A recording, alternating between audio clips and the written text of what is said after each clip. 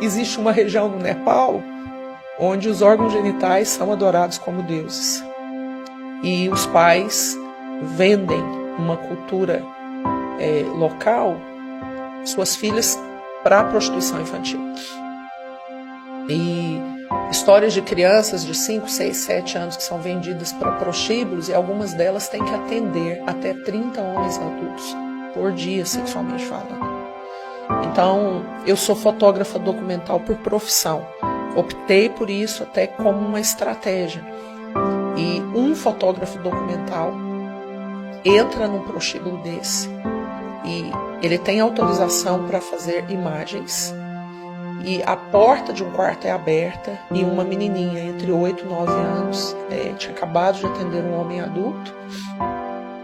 A porta está aberta, o homem sai, ela está aguardando o próximo cliente, ela puxa o lençol para cobrir a sua nudez infantil e ela olha, a imagem é feita e a imagem é mandada para nós. E no olhar daquela menina, Douglas, havia uma desesperança plena. É como se ela gritasse no silêncio daquela fotografia. É isso. Se resume a isso. Fui criado para isso. Entende? Então, existem coisas além do que nós como Igreja Ocidental temos visto. E nós precisamos procurar nos envolver. Entender, Senhor, o que o Senhor quer de nós? Como nós podemos fazer parte disso? Como aplacar isso?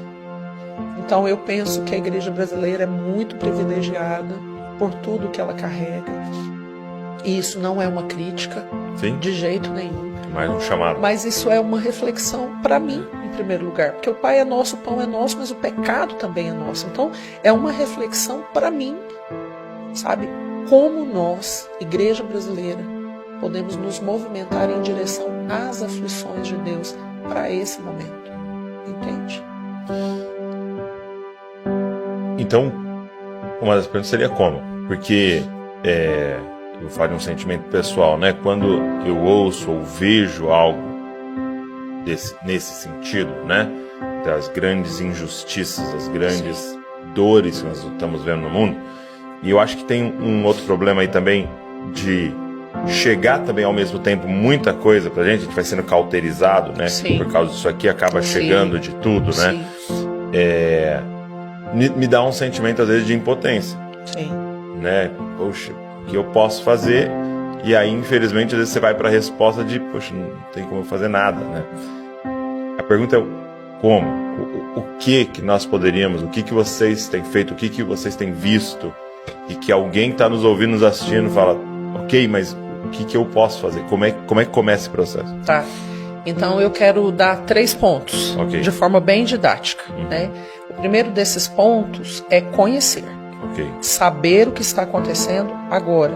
Procurar fontes sérias, nós temos isso, nós temos Portas Abertas, nós temos Missão Mais, nós temos a Voz dos Mártires, nós temos o Joshua Project, que é só sobre povos não alcançados. Então, vamos deixar esses links aqui, né? Vamos deixar tudo isso aqui, pôr uns links aqui que são pra galera. Coisas sérias que a gente, autentica. Então, conheça, saia desse lugar de satisfação, de tranquilidade, permita-se ser perturbado. Essa perturbação santa que vai te movimentar. Segundo ponto, ore. Qualquer movimento de Deus na terra tem como embrião um ambiente oracional. Então ore. Ore como você sabe orar. Se não tiver palavras, chore, porque as orações líquidas são muito poderosas também, né? Então, ore em direção àquilo, ore por essas meninas como se fossem filhas suas. Orem pelo menino no Sudão que é vendido no comércio para a milícia, cujo quilo de carne é mais barato do que 1 quilo de carne de bife para nós no Brasil. Ore pelo número de refugiados assustador que tem acontecido agora, como nunca antes, um êxodo. Ore por mais de 12 anos de guerra na Síria, que nem é mais comentada. Ore por mais de 5 anos de guerra no Iêmen. Então vai, vasculha, procura, conheça, leia. Isso tudo está disponível a nós e nós ainda temos essa liberdade de acesso. Então, quando chegar ao nosso coração, não despreze. Hoje eu vou falar para as mulheres qual é a diferença de ser movido por um sentimento de dó e de compaixão. Então, nós somos convidados à compaixão, porque a compaixão, o que vem depois da compaixão é sempre prático, é uma ação. A compaixão é um chamado à praticidade. Então, talvez eu não possa ir lá abraçar a menininha que foi vendida pelo pai, mas com certeza eu posso cair de joelhos, e isso é de maneira figurada, né? Eu posso cair de joelhos e clamar por essa menina. Então, conheça, ore, clame, convide outras pessoas para orarem. O que nós temos percebido, e vocês, até onde eu sei, é uma igreja que está movimentada nisso aí, junto com os bravos agora, que trouxeram vieram cooperar com isso, esse movimento de oração que Deus está despertando na terra. Então, nós temos como fazer isso, orar. Quando a gente ora, nosso coração fica tenro, Douglas, sabe? Você começa a orar, você sabe disso, alguma coisa é ativado dentro de você. É porque como se o coração dele fosse se importando para nós, né? Exatamente. Transportado dentro de nós. Exatamente. Então a gente não ora buscando respostas, a gente ora buscando Deus.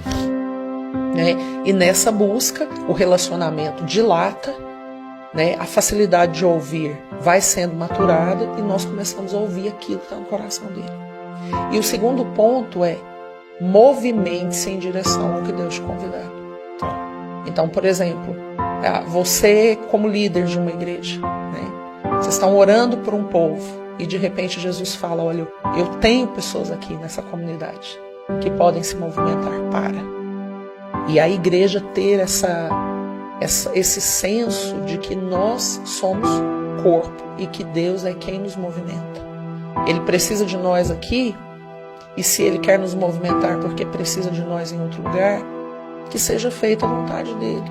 Então conheça, envolva-se orando e esteja livre para ser movimentado. Você falou uma coisa muito interessante. Você falou assim, naturalmente a nossa explosão seria para o nosso país, porque é onde vocês são mais efetivos, há muita visibilidade. Mas o que Deus está fazendo com vocês? Deus ergueu os olhos de vocês e mostrou outros lugares. E se nós tivermos irmãos, líderes e comunidades que não estejam limitadas pelo crescimento local, que estão dizendo assim, é um corpo, não diz respeito só a nós, é um corpo, E onde Deus nos quiser, é onde nós vamos estar. Então, 3 bilhões de pessoas, Douglas, sem ouvir. 8.000 línguas não tem a palavra de Deus traduzida. Você consegue, eu não consigo imaginar minha vida sem a Bíblia. Eu não consigo. Nós fizemos uma viagem para uma região restrita e não podia levar a Bíblia. A minha grande renúncia foi essa. Aí comprei e achei uma desse tamanhozinho. Escondi no meio das coisas. Então você imagina. Agora, existem povos que nem sabem o que é isso. Se isso... Nem que eles quisessem. Nem que eles quisessem. Não tem. São povos que às vezes não tem nenhum alfabeto escrito. Um povo oral. Você entende? Então, assim, nós precisamos entender que Ele nos convida para cooperar com essa tarefa. Então, conheça, mergulhe nos meios